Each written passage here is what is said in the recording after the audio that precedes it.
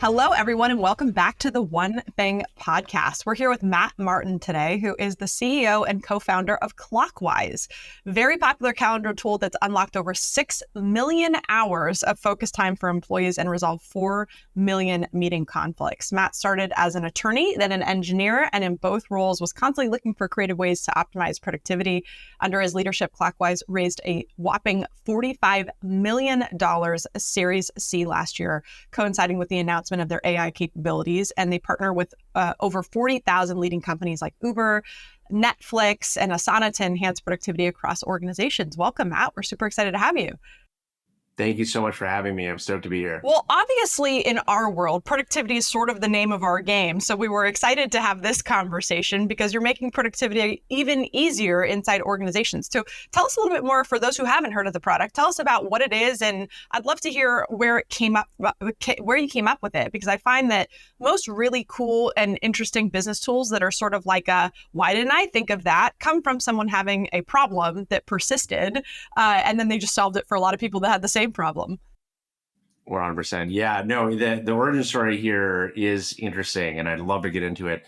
Clockwise, in a nutshell, if you work inside of any sort of team environment, whether you're a 5-person team or you're working on a Fortune 500 company with thousands of people, Clockwise helps make sure that you have the best schedule you possibly can by helping you schedule, reschedule, and actually coordinate your meetings amongst everyone to ensure that everybody's getting the best schedule possible.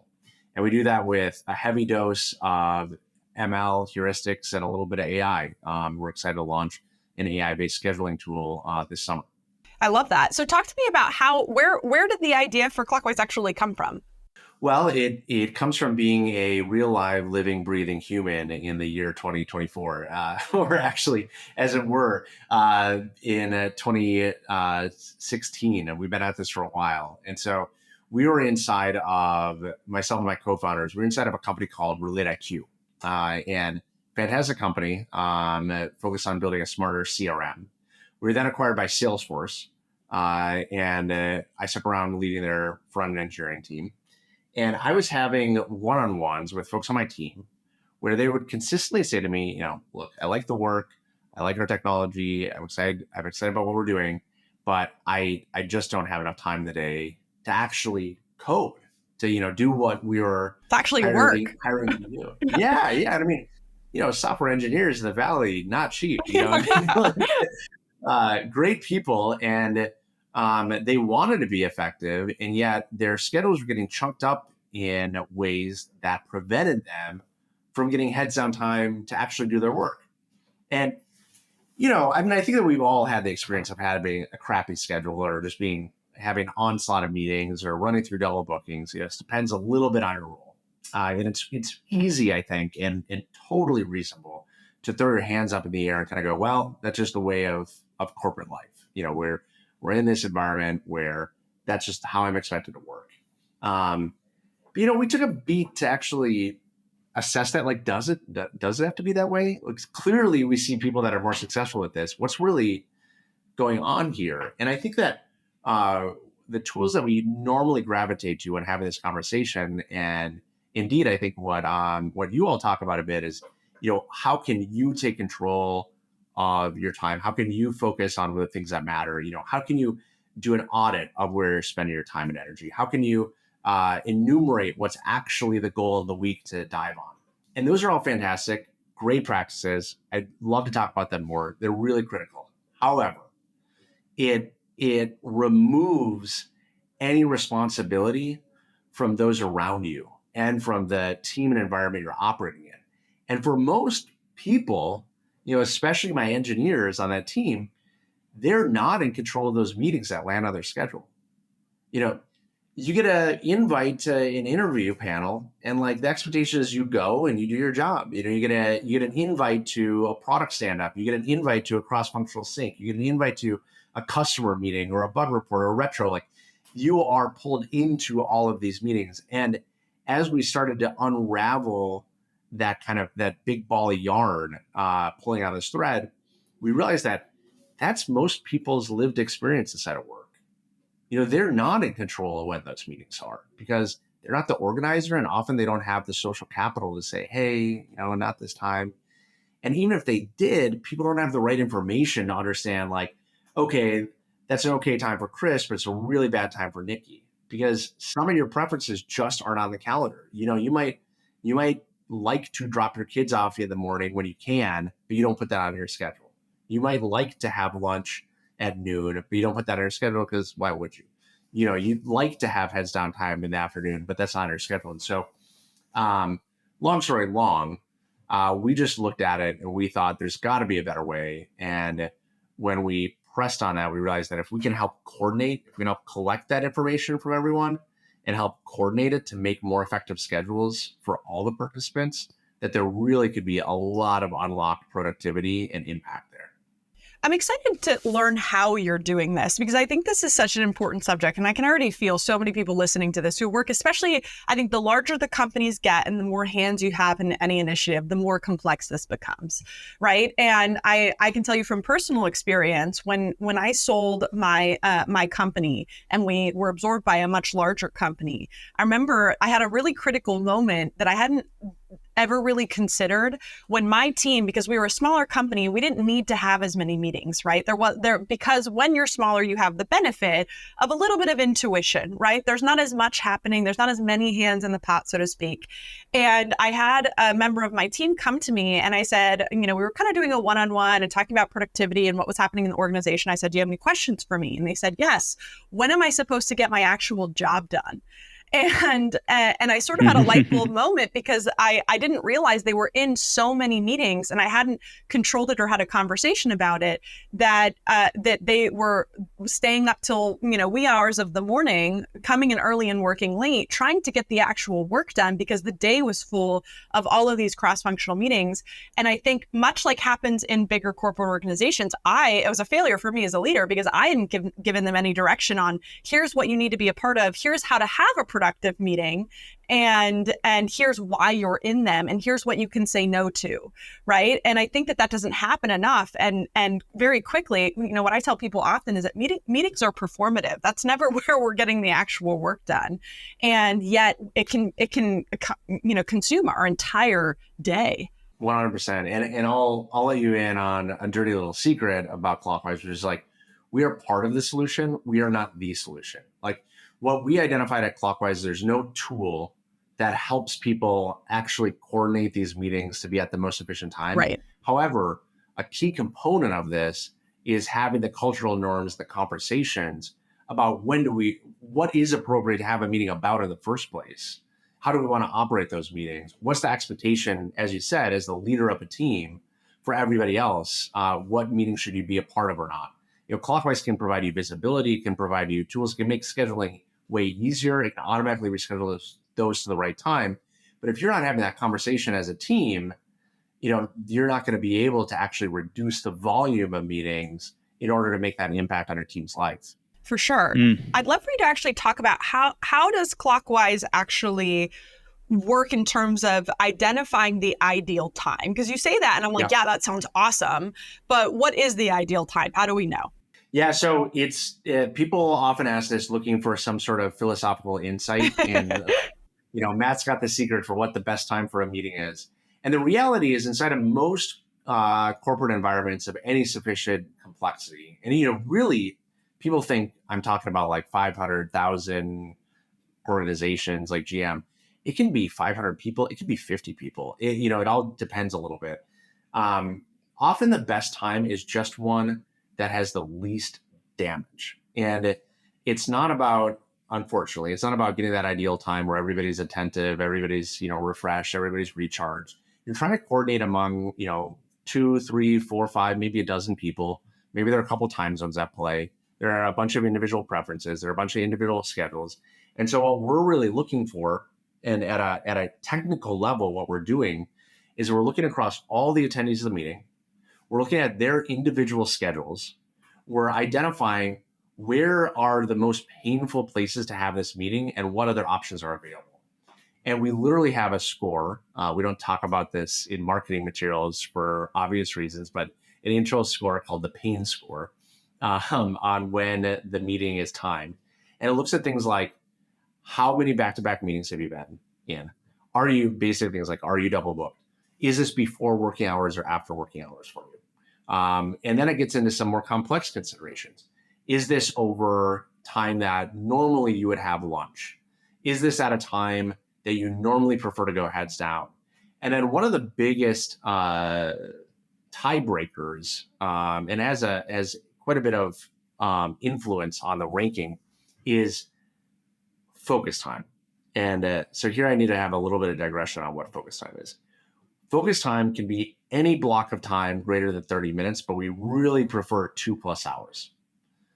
So 30 plus minutes, great. You can knock out some tasks, but there's good behavioral science that 2+ hours is transformative because it allows you the time to get into flow state, sufficient amount of time to be in flow state, and then get out of it.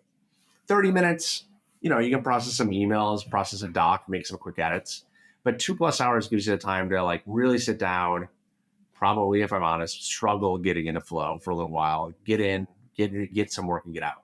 And so we look across all the attendees of a meeting and we're trying to maximize the amount of focus time that we can enable for that. And so it often looks like, just a very simple example. It looks like taking a meeting that maybe is at 2 p.m. in the afternoon for somebody when they otherwise would have had a free afternoon and bumping it to 11:30 right before lunch.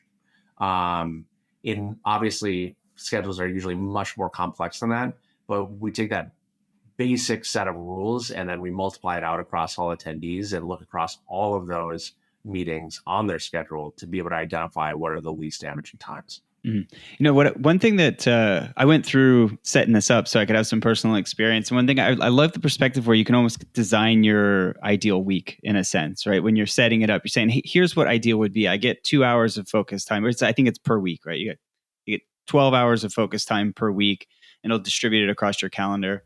And you can kind of set the controls and throttle things based on what would be perfect for you. And then I'm guessing across all the members of the team, it's just trying to look at all of those parameters and locate the ideal meeting time based on everybody's settings. And you said something earlier that my own experience in teaching, especially in like workshop formats with teams, is it eventually comes out where someone's like, look, this all sounds great, but I don't have the control over my calendar to be able to manipulate things. It's really more of a cultural thing in our business where we don't have this cultural awareness.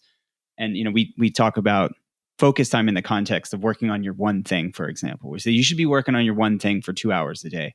And everybody on the team's like, yeah, sounds great. However, it ain't going to happen, right? And so then there's an aha moment for a leader to say, oh, okay, there's something needs to change here. And then it's an interesting conversation that comes out sometimes where they're like, oh, we can all agree that from, maybe from 8 to 9 a.m. that we're going to do our one thing, but then there's no real guardrails on that over time.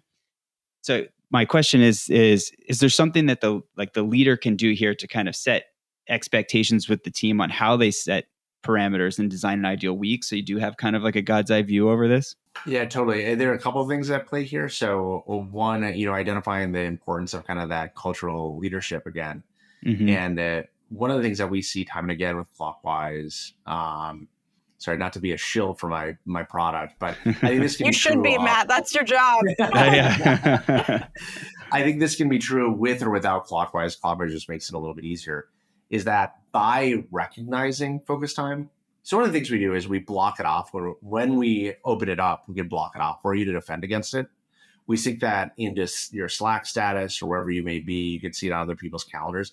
By creating the awareness of these dedicated blocks of time, there becomes a common language on the team for that time. You start to talk about focus time. You can look at the team analytics to see who has a lot of focus time and who doesn't. And you start to educate, a lot of the times this comes in bottoms up, where it's not actually a leadership level initiative. It's just somebody using it because they want to get some utility out of it. But it starts to create a conversation and you can educate from the bottom up, hey, it's fine that you live, back to back to back schedule. By the way, it's actually not fine. But manager, you're in a back to back schedule, but over here, on the marketing team, when I'm trying to go heads down, I don't have any time, and here's proof of it. And so one of the things that we do is we enable those analytics. We enable to share those analytics. We have a weekly email that goes out to everyone, letting them know, how their week went, how much focus time they had, where it went. And then lastly, when you do enable the automatically moving meetings where it's coordinating the time for everyone, those are called flexible meetings in our product. When we move one of those, it sends out an email to all the participants letting them know why. It might be because Chris got more focus time. It might be because it undouble booked it for Nikki. But it creates that awareness and kind of that understanding of like, oh, actually, we can get more of this if we all put a concerted effort in. And there are some people who are starved for it. There's some healthy education for leaders, I think, or even a reminder. If you're a business owner, it tends to hit a little bit more at home because you pay the bills, but how expensive meetings can become.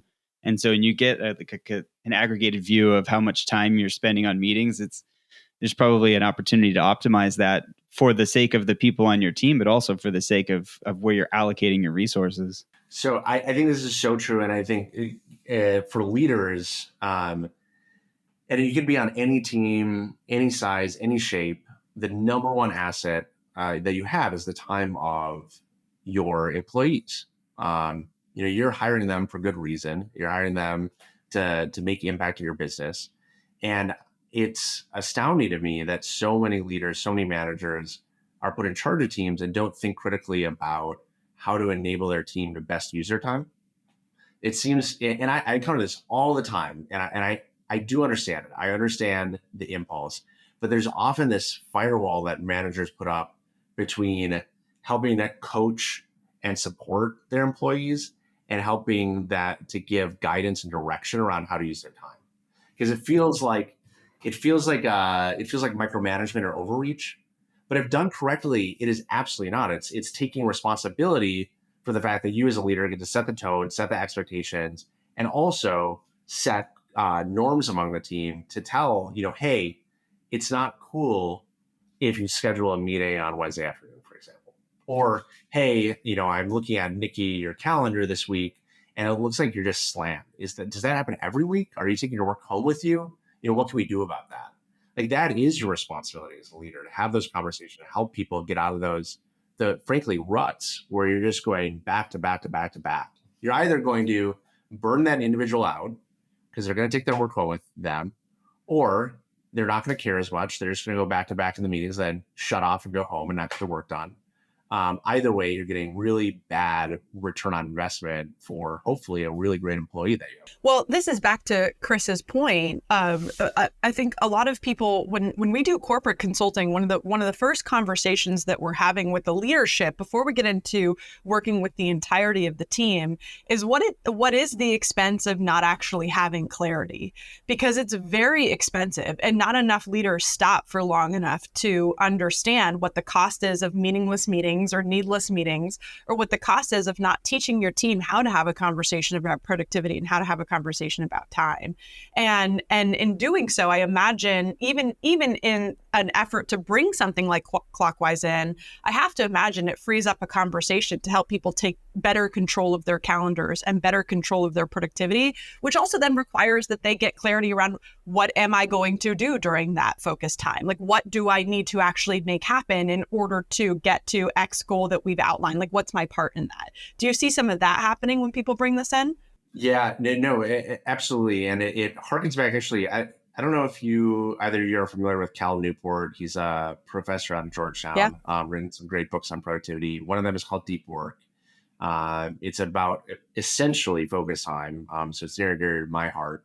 But one of the little rituals that he outlines in there, and Cal can be a little bit religious about his viewpoints. Yes. So some of it feels a little bit tough to apply in any environment, especially if you don't have social capital. I was going to say, unless you own your own business. That's right. Yeah. Then you can, do whatever you want. Do whatever you want. But for those of us who have to live in corporate environments, I think one of the rituals that he has in there that does feel very approachable and I think really important is having a conversation with your manager about the expectations of how you should spend your time. And this isn't like, it's often I'll listen to podcasts, read a blog post, and it sounds like, oh, that's nice. It's nice that you tried that, but it feels overly formalistic or not kind of appropriate for my environment. It just feels like kind of difficult to apply. And this is just so easy. I mean, I think it's really appropriate. And if you're an employee, it shows initiative. If you're an employer, it helps you drive focus. It's just like, what's the rough breakdown that you should be spending your time in any given week? Like you and your manager should be able to have a conversation about that. Like, is your expectation that, if I'm an SDR, a sales development rep, should 50% of my time be on calls with potential customers? Is that more like 40%? If you manager think it's 80%, okay, awesome. I would love to have that 80%, but then I'm spending, at least 30% of my time talking to other teammates in meetings. And so like I love the exercise because, hey, again, I think it is pretty approachable, but also puts constraints because you don't get to cheat and say 110% of the time. Like the math has to add up. And again, you don't have to do this like through a calendar audit and add up all the time. It can just be loose buckets. But getting that clarity is so helpful because if without that clarity, you can't craft, you really have you're not empowered to change your schedule in a direction that's going to be beneficial for you and for the company, which is ultimately what's going to probably get you promoted. I was just talking about this with a newer business owner that I work with, and I think it applies here too, not just for someone who's an employee that feels like they're managed, and which is clearly there's an application there, but also for someone that's role as their business evolves is evolving as well. And for example, as you grow, you're like, okay, what got me here won't get me there. I'm doing $25 an hour tasks. Not that there's anything wrong with doing that kind of work. It's just as your business grows, you need to let go of some of that stuff. So being able to retroactively kind of audit your time and say, okay, well, how much of my week was invested in this work that I should be offloading to an EA or something like that? It's really healthy too. Yeah, I think so I was in engineering and then engineering management, and I often see that the most difficulty comes at transitionary points. Especially, I mean, engineering management, we could have a whole podcast about it. It's really difficult in that you're going from a function that is very much about focusing and creating to one that's about coordinating and managing. That transition can be tricky, but I think it applies in any role where you're often transitioning work. And if for a business owner, you're often doing that all the time. You're transitioning from different styles of working quarter to quarter, or whether the initiative is, and you really, again, not to preach people that preach to people that they need to take their medicine, but I think you do really need to take a beat at those moments in transition and ask, what is the best use of my time and how do I get there? Because I so often see people go through those transitionary moments and continue the practices from the last role that they were in. Like that engineer who just, coding's awesome. It's really rewarding. You get to sit down at the keyboard, you get immediate gratification. And so like they start to kind of go back towards that where really their team needs them. Or, somebody who's just slammed in meetings and they're not actually taking a beat to go, okay, what do I need to change here to be more effective for my organization? I think it's just so critical to do that periodic reevaluation. Yeah, it's like what better evidence of how you're investing your time than looking at what your calendar is reflecting. Totally. There's another aspect here that I only picked up after working on Clockwise for a while, which is the concept of attention residue, I think, is so powerful. It was coined by a professor, Dr. Leroy. I forget which university she's at, but she published a paper on this. And I think I'll paint a mental picture for everybody who's listening, which is you often look at a meeting and you look around at all the attendees, and it's often somebody will crack a joke and they kind of mean it, which is like, what is the cost of this meeting? And they're thinking like 30 minutes multiplied by all the salaries. And what Dr. Leroy pointed out is that the cost of that meeting isn't just the 30 minutes that the meeting runs. There's attention residue on both sides. So you come out of that meeting, and if you're trying to get back to work, you're often like, either you're taking a break to go grab a coffee or something, or you're talking to people after the meeting, or you're thinking about the contents, you're recording those contents, you're taking action on them.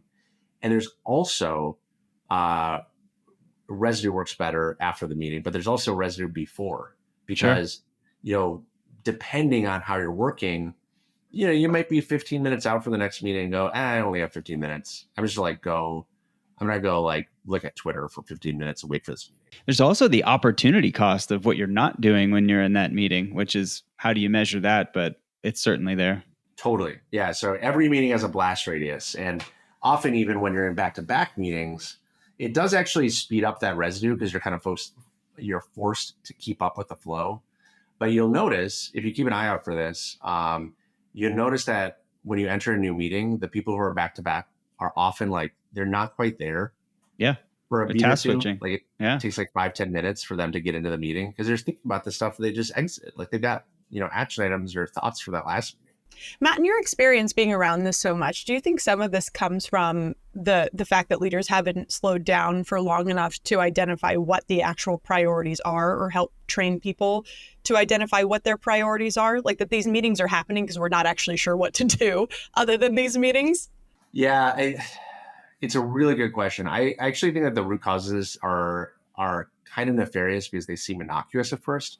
Like it's almost been like the and apparently this isn't actually true, but it's almost like the frog in the pot of boiling water, where we've slowly added more and more tools and ability to coordinate and collaborate, especially digitally, that I think have proliferated the quantity of meetings and the expectations of attendance. And the original event that I think enabled all of this is when we took our calendars from physical desktop into the computer, and then when we translated them from the just on your computer desktop into the cloud. Yeah. Those were both really important, and I don't think anybody really took a beat to seriously think about it, because when you go back to the physical planner, if we wanted to meet, I would have to call you, even if we were in the same company. I mean, imagine that. Like, I have to call you up and be like, "Hey, Chris, like, does 3:00 work for you?" There actually had to be a moment of transaction there. And that kind of pattern even persisted for a while after we moved into the cloud. I know that in the early 2000s, I talked to some people and be like, they'd be mind blown that other people could see my calendar and that they book with me without asking. But I think today that's become the norm, where people book without really having the conversation. If they see the time, they grab it. And what that does collectively is it creates a tragedy of the commons. Classic Econ 101 principle. You have this really valuable resource, but it's a shared resource such that anybody can take from it. And the usual result is that it gets exhausted because there's nothing that's helping to coordinate or control that resource. And the most precious resource in any environment is time. And so people grab at it, and then that creates a little bit of a fight to get more of it.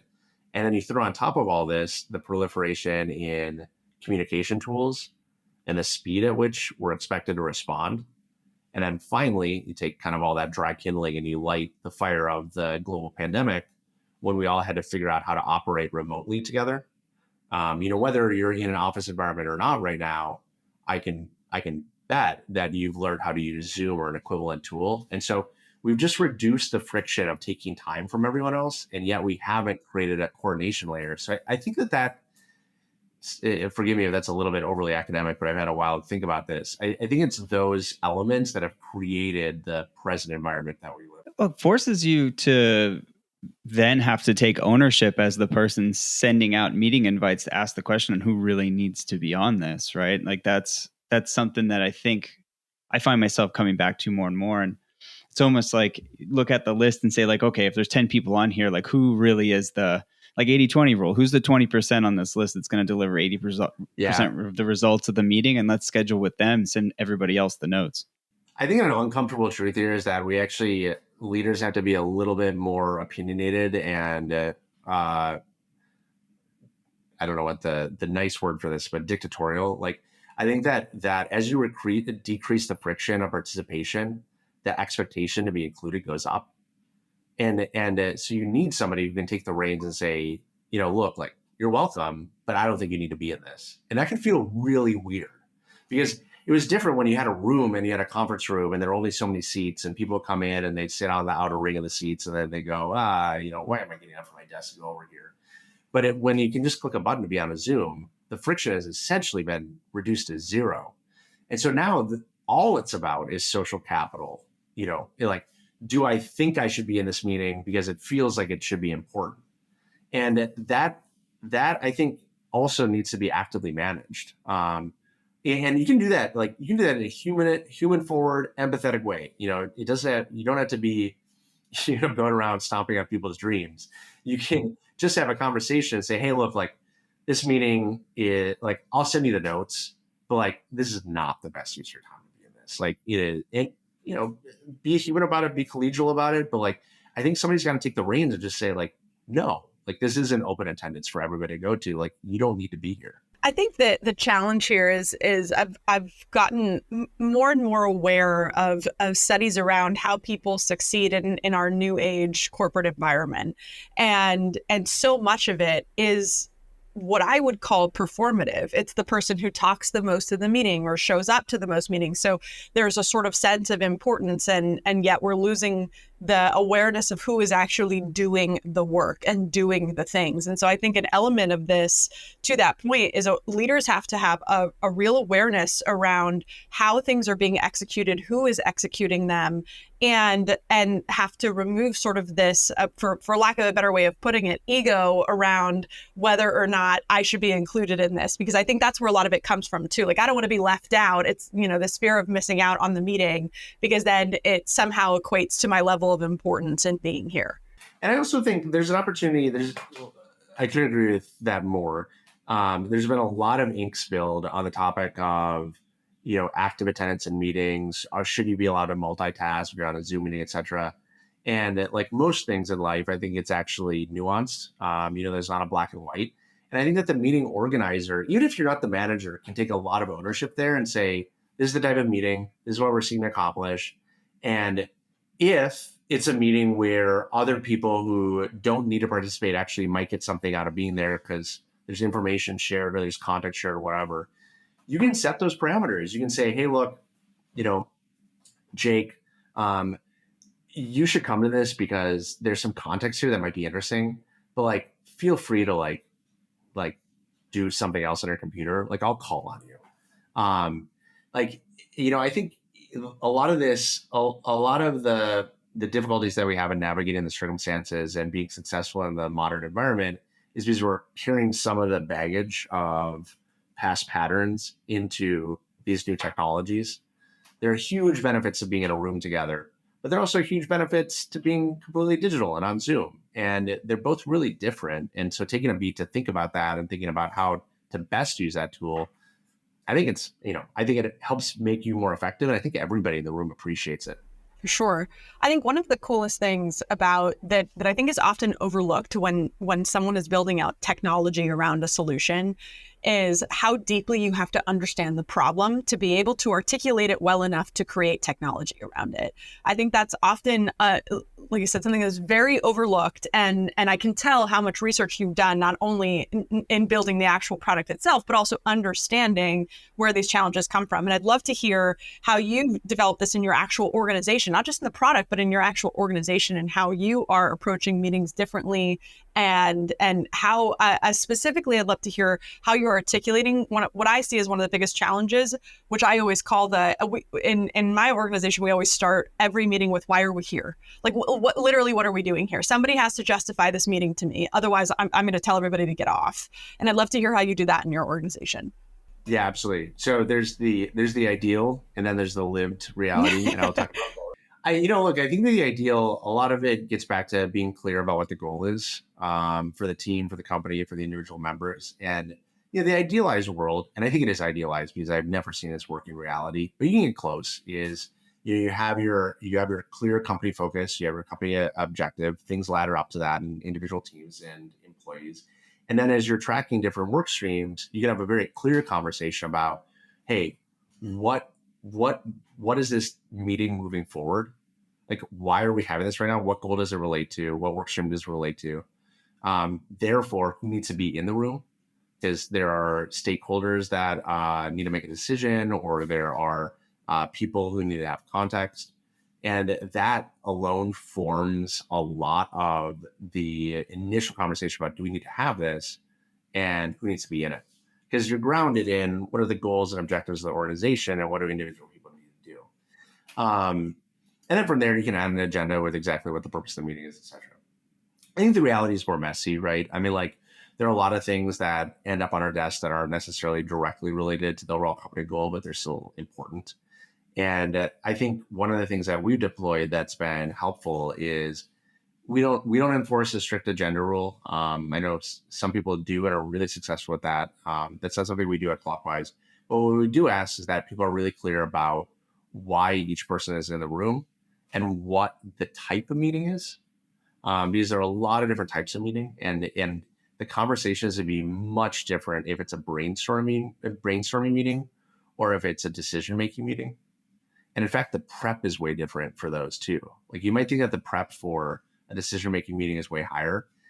Usually the prep for a brainstorming meeting is way higher for the organizer that is a decision-making meeting.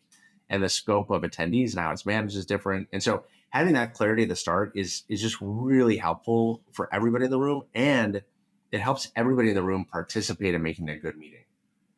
Like I've often been in a meeting, and I think we all have, where you're sitting there and you're going, what is this actually about? Why am I here? Yeah. Well, what are we doing? Yeah. What are we doing? And I've been in meetings where the purpose is really clear, but the facilitation by the organizer isn't great. And I would way prefer that latter one, because in that latter one, I can help the facilitator. Like if I know what we're supposed to be doing there, I can jump in and try to keep the meeting on track or try to pitch in. But if I don't know why I'm there or what we're supposed to be doing, like we're just kind of out to sea without any sort of rudder. Yeah, you mentioned the preparation for brainstorm. If you don't do that, then the brainstorm is scattered. It's everywhere and nowhere all at once. Some of my least favorite meetings are, brainstorming meetings where you're just gonna like get in and like come up with the idea magically. It's like somebody scheduled a meeting because they weren't sure what to do next. Exactly. And so, yeah. Those are pretty rough. Doggy paddling. Yeah. I would note something, just to come back and beat Nikki to something that you said. We're a completely remote company. We weren't always. When I found it, I was really pretty much on the other side of the spectrum of really being dogmatic about having a co-located office environment where everybody could come in. And we could spend a whole podcast episode about that transformation and the reality that there's not one that's better. It's just what works for you. Yeah. But one of the things that I've found that's been kind of weird about remote is, because we're a company that's focused on giving people productive time in their schedule, our employees tend to be a little bit trigger shy about meetings. And I think that by default, that is a better place to be than being trigger happy about meetings. I'm very happy about that. However, it leads to these weird knock-on effects that I didn't anticipate. Sometimes a meeting is the most efficient way to resolve something. Like you'll see things devolve into a thread on Slack, or you'll see it devolve into a thread on Linear. It's like you can just get them in the same room. It's really easy. It's a Zoom button, and you can just discuss it for 15 minutes and knock it out. And another aspect is, for better or worse, I think it's just a reality that has to be embraced. If you're running a remote company or even a hybrid company where some people are remote and some people aren't, or maybe at different office locations, the meeting is the venue for socialization. And it's weird because if you're in a co-located environment, it's really annoying if you get in a meeting room and you're trying to get work done and people are taking you down digressions. Like it's sometimes fun, but it can get really annoying and distracting. But in a remote environment where people, we create experiences, we have offsites, we try to create opportunities for people to connect one-on-one, of course. But the primary way on a day-to-day, week-to-week basis that you're seeing your colleagues is in these meetings. You have to allow a little bit of slack for just, shooting, I'm just trying to avoid saying a swear word, but shooting the shit at the start of the meeting, having the Slack chat, maybe go on digressions.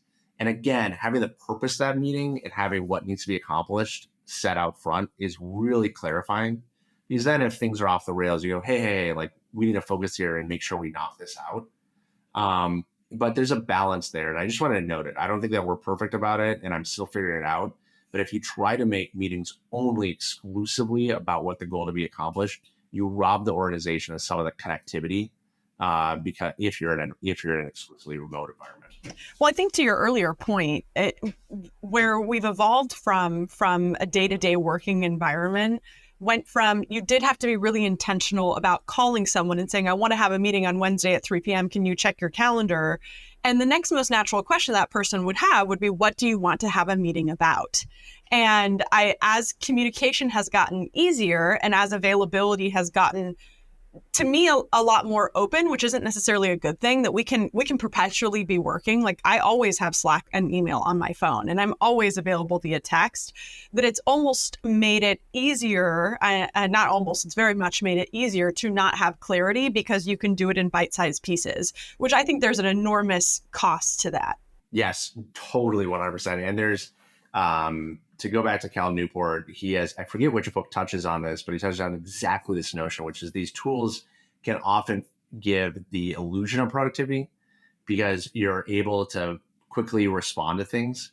But if everybody's always living in this reactive state where all they're doing is processing information and triaging it, it becomes very difficult for anybody to do the proactive work that actually forms the lifeblood for products for the organization.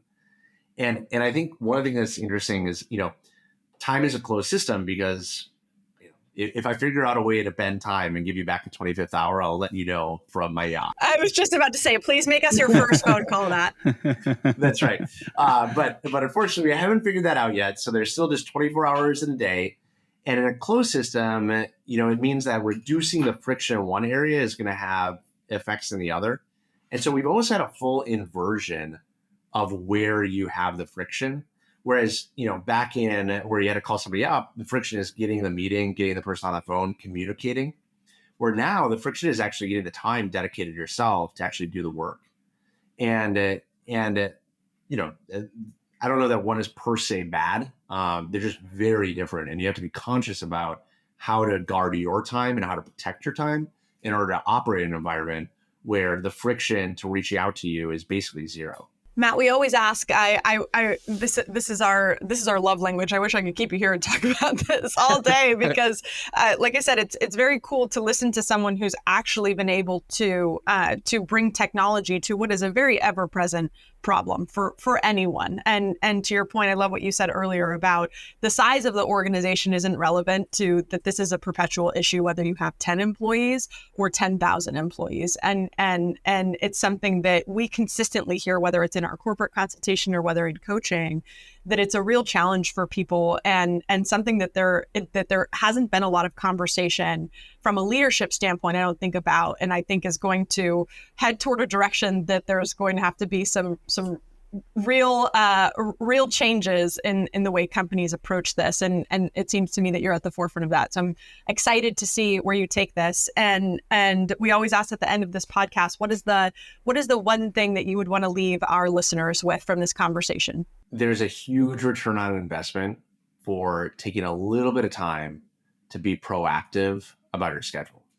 You don't need, use Clockwise. We're going to help make it easier, but you don't even need Clockwise. All you need is to sit down at the start of the week and take just a beat to think about what are the most important things that I need to accomplish this week and make sure that you have the time to do it. It's amazing how far that goes. It can take 15 minutes, 30 minutes. It will pay huge dividends just to do that up front. And as you start to do that, you'll see ways that you can multiply that across the organization, whether that's incorporating that in your own team rituals, incorporating that in stand-ups. One tactical thing that we do at Clockwise is we have what we call week plan emails. Everybody sends out an email to their team at the start of the week that just says, how you're doing, just at, social, personal level, anything fun that happened over the weekend.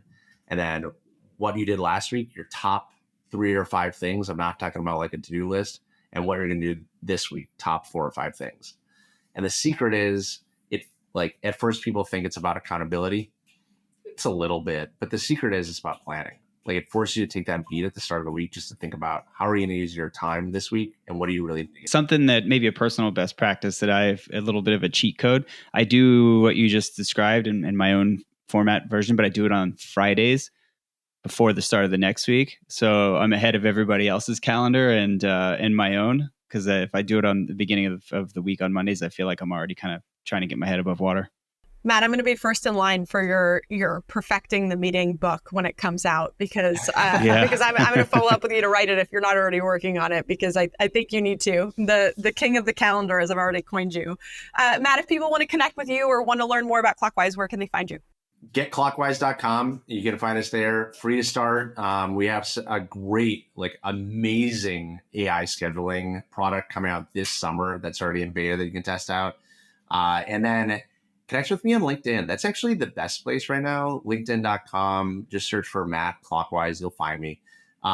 Send me a message. Hit me up anytime. I find that, when people have their professional identity attached to social, the conversation tends to be a little bit more mature. So I've been turning there a little bit over the other social environments.